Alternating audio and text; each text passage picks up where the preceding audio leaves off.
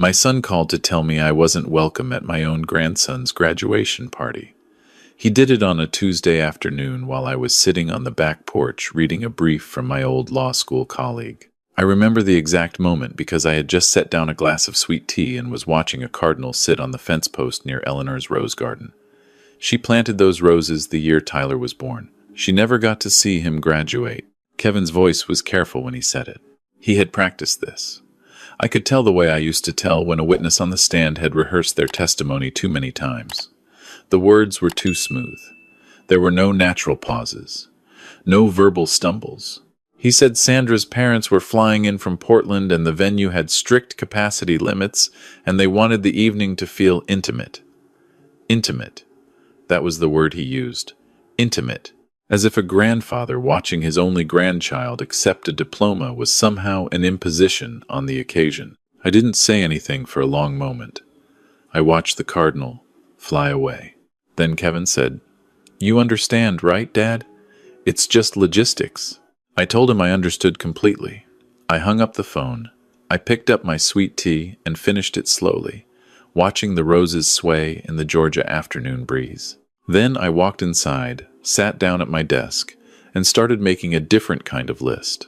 Before I tell you what happened next, I want to ask you something. If you believe that loyalty is earned and that generosity without respect is just exploitation with a smile, hit that like button and subscribe. Because what I'm about to share took me 68 years and one very expensive lesson to understand. My name is Walter Haynes. I spent 35 years as a federal judge in the Northern District of Georgia. I presided over everything from corporate fraud to civil rights cases. I have heard lies delivered with a straight face by people who had coached themselves for weeks. I have watched men in $1,000 suits try to talk their way out of ironclad evidence. After 3 decades on that bench, I can tell you one thing with absolute certainty. The law doesn't care about your feelings. It cares about what you did. My wife Eleanor died 2 years ago. Ovarian cancer, 18 months from diagnosis to the end. She was the kind of woman who kept everything running smoothly, the family dinners, the birthday calls, the quiet diplomacy between me and Kevin when things got tense. When she was gone, I thought the family would pull together.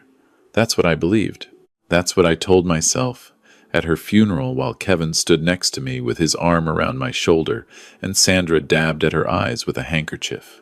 I should have paid more attention to who was crying for Eleanor and who was already calculating what came next. Kevin is 43 years old. He works in commercial real estate, which means he spends most of his time having expensive lunches and very little time actually closing deals.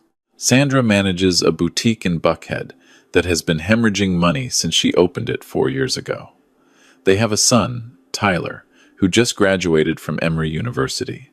Tyler is a good kid. He always has been. Quiet, thoughtful.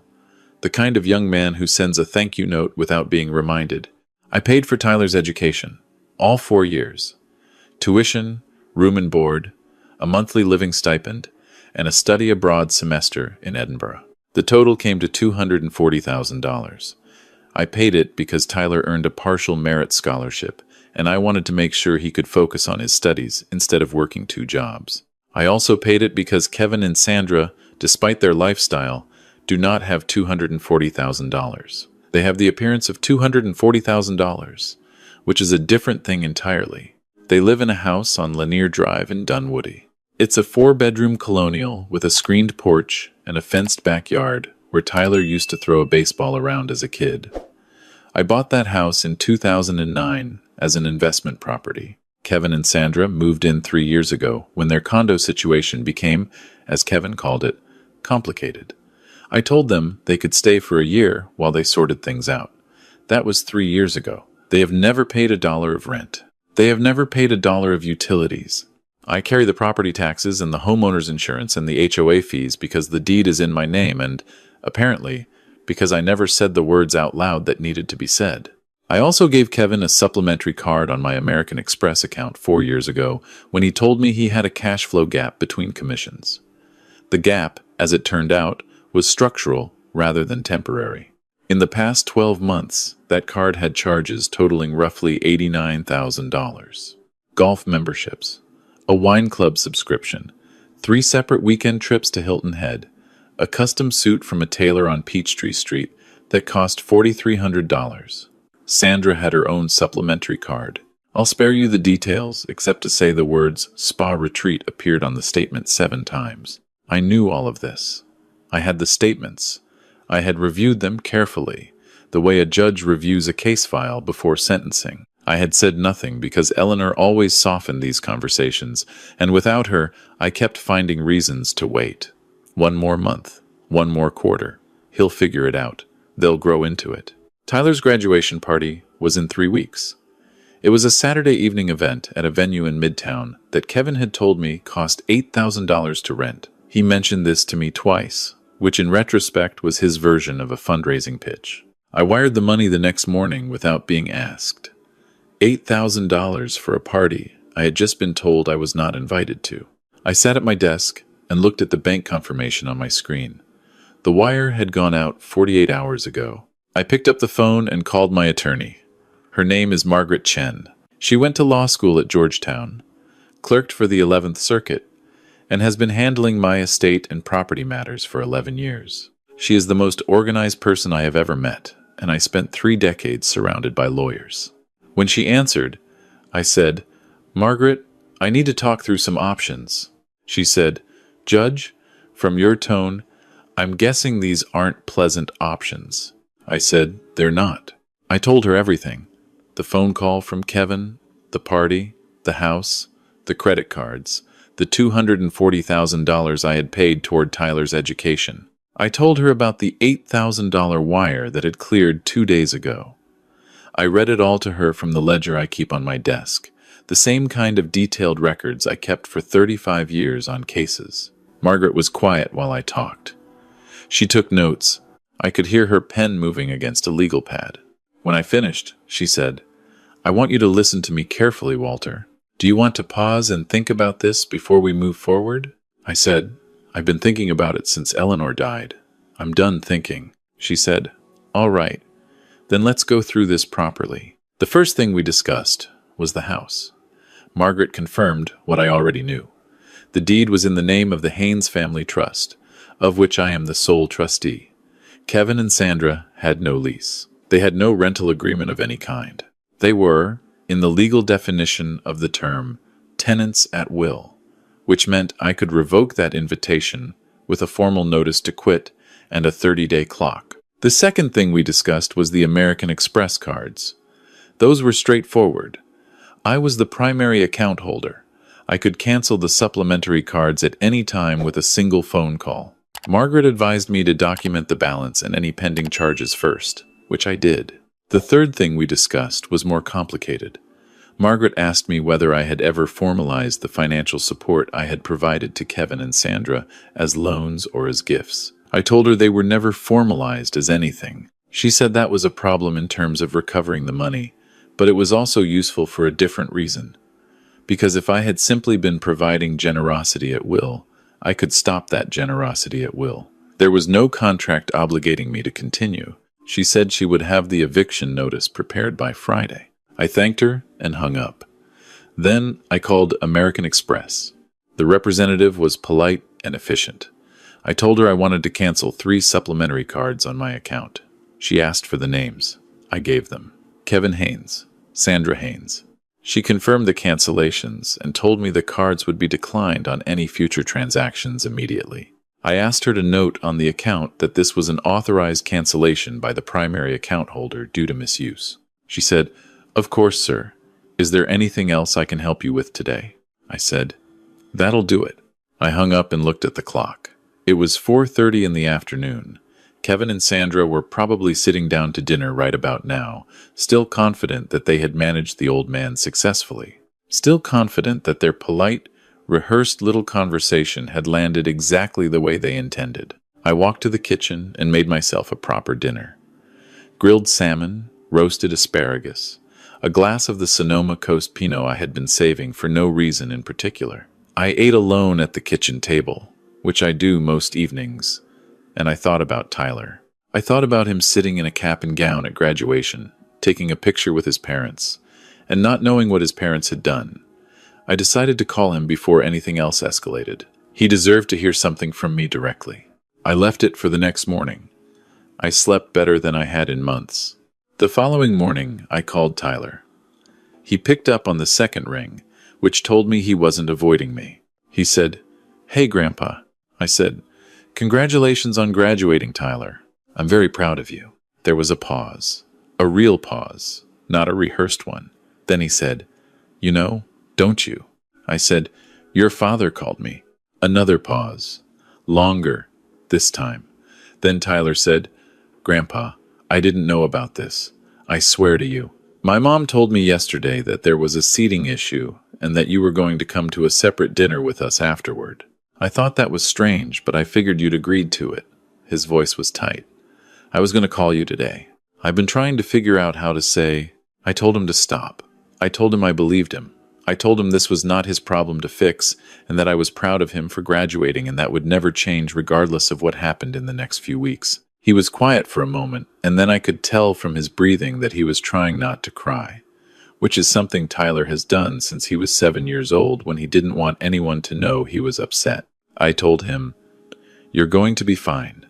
Focus on yourself right now." He said, "Grandpa, what are you going to do?" I said, "What I always do. Apply the law." He didn't fully understand that. He would understand it soon enough. The eviction notice arrived from Margaret's office by Friday afternoon, as promised. She had it served by a process server on Saturday morning at 9:15, while Kevin and Sandra were home. I know this because my neighbor on Lanier Drive, a retired school principal named George Whitfield, who I have known for 20 years, happened to be walking his dog past the house and sent me a text message that said simply, "Man in a suit just put something on Kevin's door."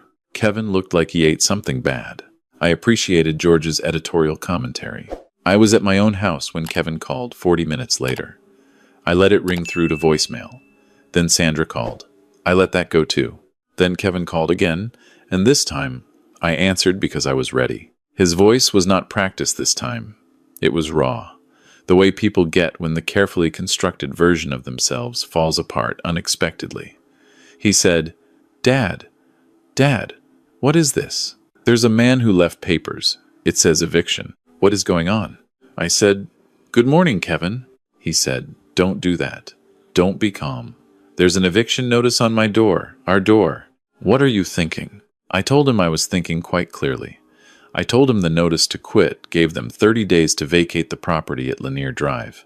I told him the cards had been canceled as of Wednesday. I told him that the property had been listed with a real estate agent that morning and that showings would begin the following Saturday, so I would appreciate it if the house was kept presentable for visitors. There was a long silence. Then Kevin said, very quietly, "Because of the party." I said, "Kevin, the party is a symptom. It is not the disease." He said, "Dad, we can fix this. We can talk about the party." Sandra overreacted. She gets anxious about her parents, and I said, "Your wife didn't make this decision. You called me. You rehearsed it. I've been in courtrooms for 35 years, son. I know the difference between a nervous man saying hard words and a man delivering a prepared statement. You prepared that." He didn't say anything. I said, "You have 30 days. He said, "Where are we supposed to go? We don't have." I said, "I know exactly what you have and what you don't have, Kevin.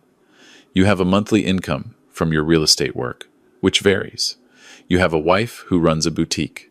You have options. They're just not comfortable options. And they're not ones I'm going to provide for you anymore." He hung up. 15 minutes later, Sandra called, and her approach was different. Sandra went for the emotional register. She was crying, which I do not believe was entirely manufactured. She told me she was sorry about the party. She told me that her mother has difficulty with social situations, and that it had nothing to do with me personally. She told me that Kevin had been under enormous stress, and that she should have handled the conversation herself, instead of asking him to call. I listened to all of it.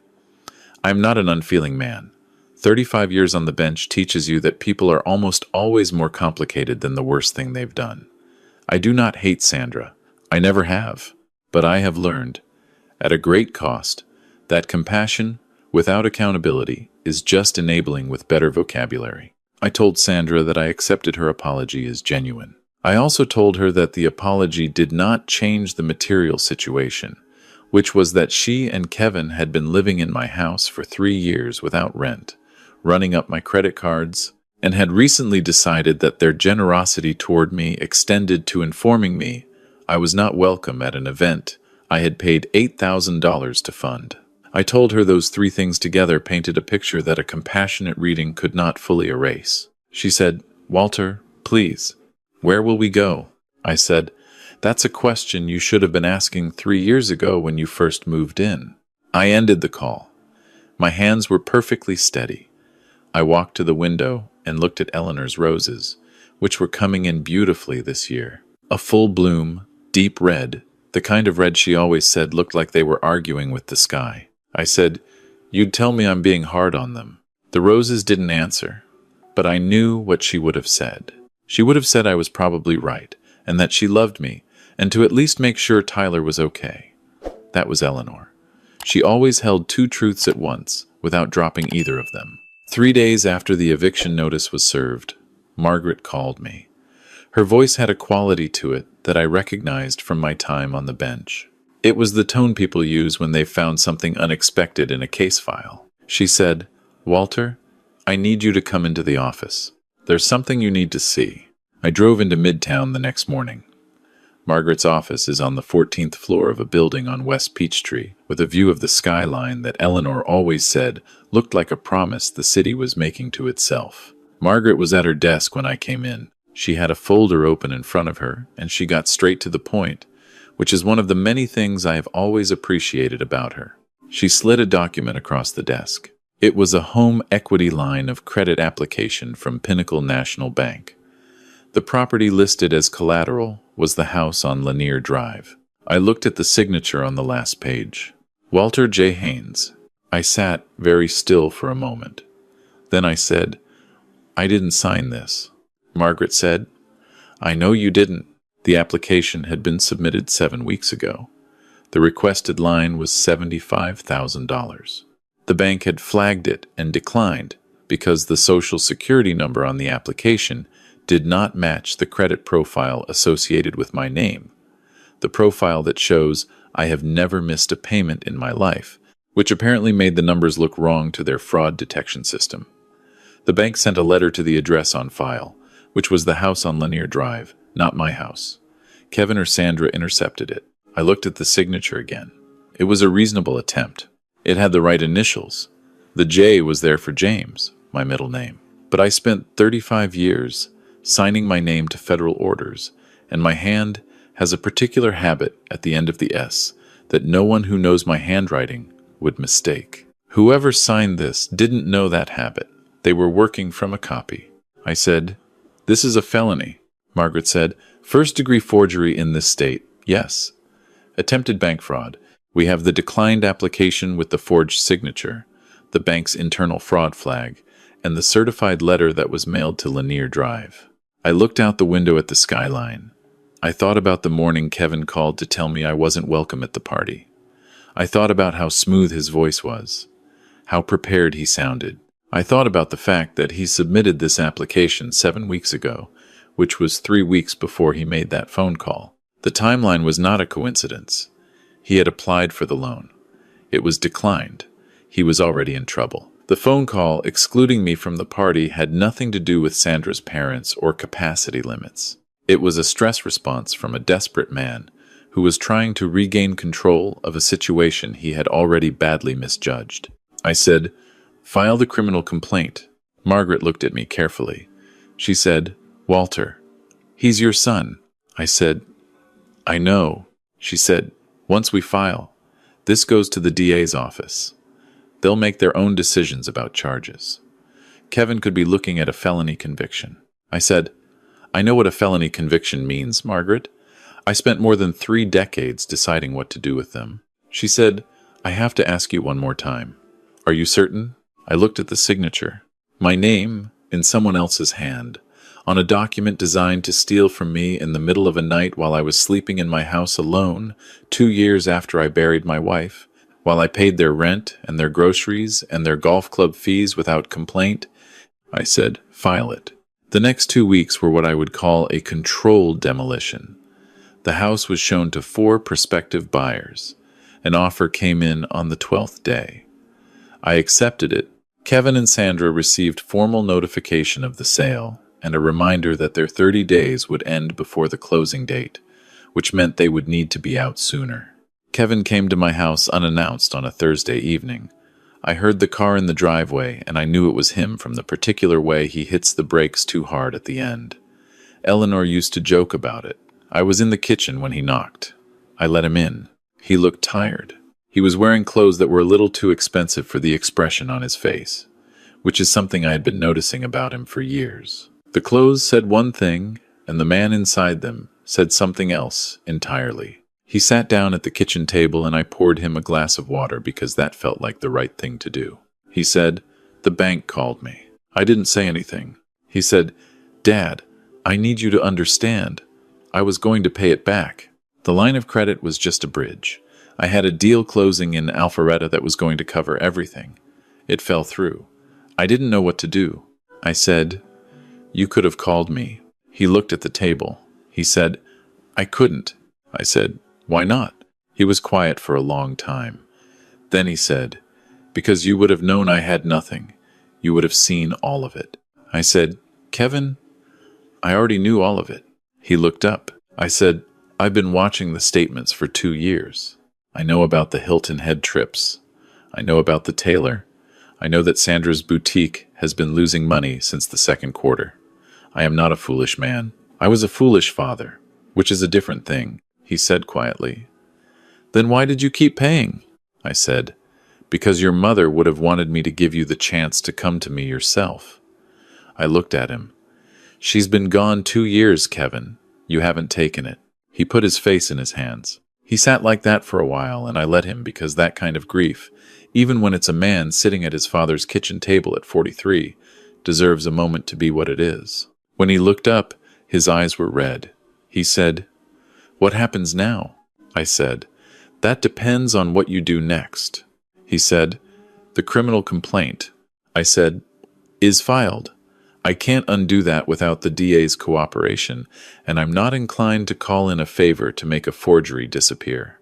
But I can write a letter to the prosecutor's office that speaks to your character and your circumstances and asks them to consider the full picture." I paused. "Whether I write that letter depends entirely on what you choose to do next." He said, "What do you want me to do?" I said, "I want you to be honest with me for the first time in a very long while. Tell me exactly what you owe, all of it, not just to me, to everyone. I want to understand the actual structure of what you've built, because a man who can see his own problems clearly is a man I can work with. A man who keeps papering over the cracks is a man I cannot help." He looked at me for a long moment. Then he nodded. We sat at that kitchen table until 10:30 at night. He told me everything, and it was bad. It was not catastrophic the way it could have been, but it was the kind of bad that comes from years of small decisions that each seemed survivable on their own but had compounded into something genuinely serious. There were other debts. There were missed payments. The boutique situation was worse than I had understood, but Kevin was honest. He looked at the table more than he looked at me, but he was honest. And that was something. That was the beginning of something. At least, I did not hand him a check. I want to be clear about that.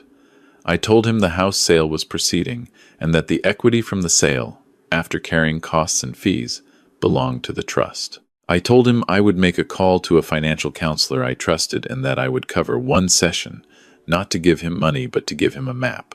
I told him that the party, the exclusion, the phone call, I needed him to understand that those things had hurt me in a way that the money never could. That being discarded by his family after 2 years of grief was a wound that would take time. He said, "I'm sorry, Dad. I know that's not enough." I said, "It's a start." He left that night not fixed, not absolved, but facing in the right direction for the first time in a long while. Sometimes that's the most you can do for a person. Tyler came to see me the following Saturday. He drove himself, didn't tell his parents, and showed up at my door with a bag of groceries because, as he explained with that quiet seriousness of his, He had looked up my favorite recipe online and he wanted to cook dinner. It turned out to be Eleanor's recipe for shrimp and grits that she had published in a church cookbook 20 years ago and that had apparently made it onto a food blog at some point. He cooked. He was not entirely graceful in the kitchen, but he was earnest, and he didn't quit when the roux gave him trouble. I sat on a stool and talked him through it the way Eleanor would have talked me through it, and by 7 o'clock we were sitting at the same kitchen table where I had sat with his father and eating something that was genuinely very good. Tyler said, "I want to pay you back." I said, "Tyler." He said, "Not all at once. I know I can't do that. I have a job starting in August. I'm going to set up a payment plan, and I want you to know the amount and hold me to it." He looked at me steadily. He had Eleanor's eyes. "You paid for my education. That was your choice, and it was a generous choice. But I don't want to live the way my parents lived. I don't want someone else's generosity to become something I just expect." I looked at him for a long moment. I thought about the cardinal on the fence post. I thought about Eleanor's roses. I said, "You know what the difference between a gift and a loan is?"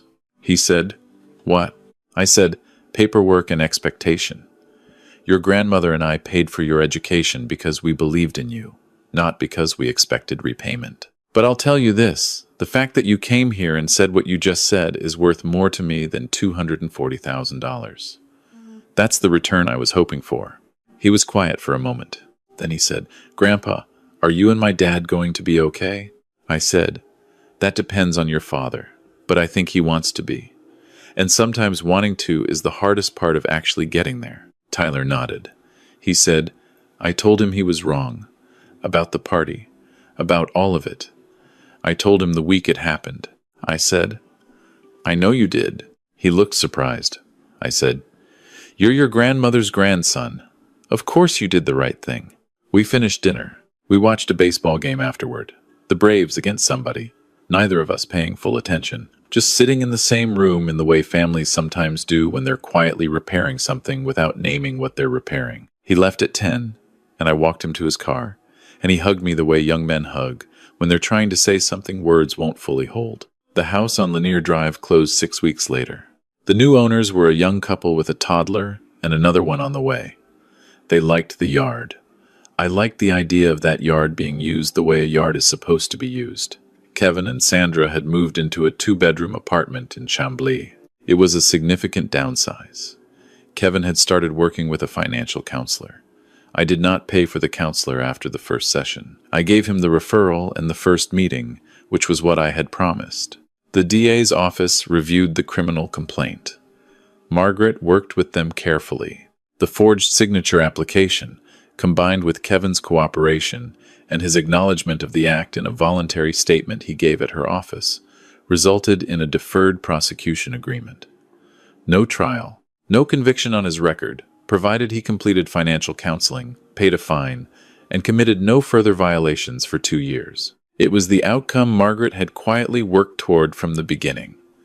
She is better at her job than most people realize.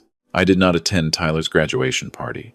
I never did, but 3 weeks after it happened, Tyler and I drove to Amelia Island together, just the two of us, and spent a weekend at the same cottage where Eleanor and I used to go every October. We walked the beach in the mornings and ate at the little seafood place on the harbor and stayed up too late the second night talking about everything he was planning to do with his life. He told me he wanted to go to law school. He'd been thinking about it for a year, but hadn't said anything because he wasn't sure it was practical. I told him the law was many things, but impractical wasn't one of them. He said, "Would you write me a recommendation?" I said, "I've been waiting for you to ask." There is a version of this story that ends with me as a man who destroyed his family for the principle of the thing. I have heard that version from people who want a simpler story than the one that actually happened.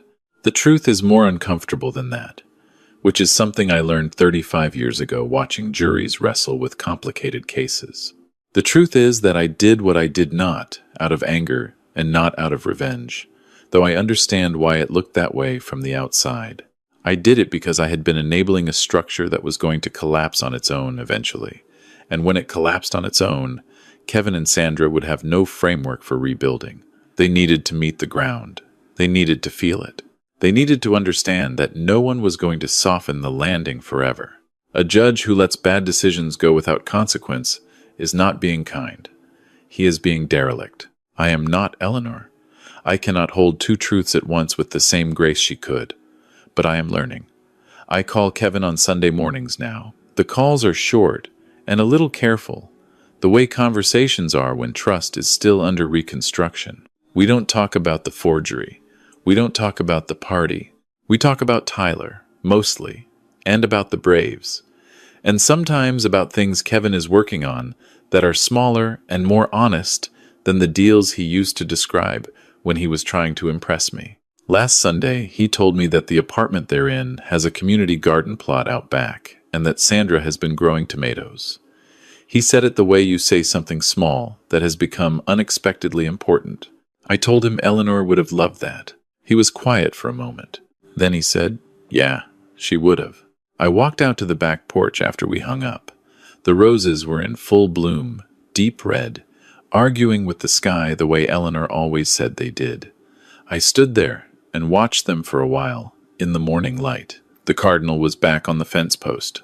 Or maybe a different cardinal. I couldn't be sure. I poured what was left of my coffee into the grass below the roses, the way Eleanor used to do because she said they liked the nitrogen, which I have since been told is not actually true, but I do it anyway. Some things you keep because they're right. Some things you keep because they were hers. And some things you let go of because holding on to them any longer would have crushed both of you under the weight of what they were never designed to carry. I know the difference now. It took me 68 years and one very clear Tuesday afternoon to understand it. But I know it now.